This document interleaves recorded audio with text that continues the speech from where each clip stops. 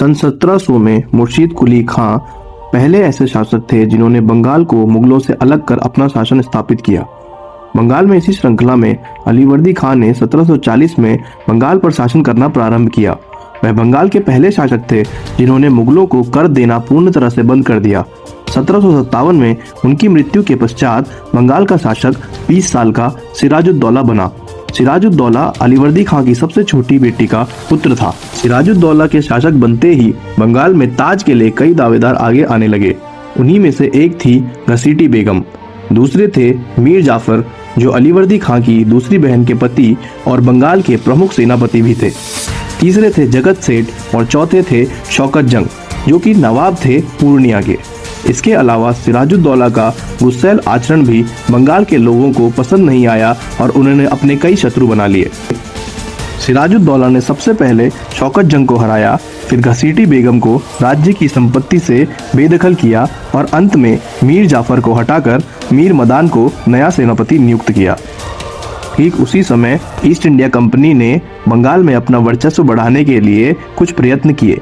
सर्वप्रथम तो उन्होंने अपने कलकत्ता किले की घेराबंदी शुरू कर दी और उसके चारों ओर ब्रिटिश सैनिक लगा दिए। दूसरा, कंपनी द्वारा फारूक सियार के दिए गए शाही फरमान का गलत तरीके से उपयोग किया गया, जिस कारण बंगाल के नवाब को व्यापार के कर में बहुत हानि हो रही थी। तीसरा, कंपनी द्वारा कृष्णा दास जो कि बंगाल के खजाने से बहुत सारा धन लेकर फरार हो गया था, उसे संरक्षण दिया गया। ईस्ट इंडिया कंपनी के बढ़ते वर्चस्व को देखकर सिराजुद्दौला बहुत गुस्सा हुआ और उसने अंग्रेजों के कलकत्ता किले पर आक्रमण कर दिया और उसे अपने कब्जे पर कर लिया। उसी समय एक और बात फैल गई कि सिराजुद्दौला ने 146 अंग्रेजों को एक छोटे से कमरे में कैद कर लिया है, जिसकी वजह से 123 अंग्रेजों का दम घुटने से मृत्यु हो गई है। लेकिन इस बात के साक्ष्य ज्यादा नहीं मिलते हैं। इसी घटना को इतिहास में ब्लैक होल ट्रेजेडी नाम से जाना जाता है। कलकत्ता में हमले के बाद अंग्रेज और नवाब खुले तौर पर युद्ध को तैयार हो गए थे।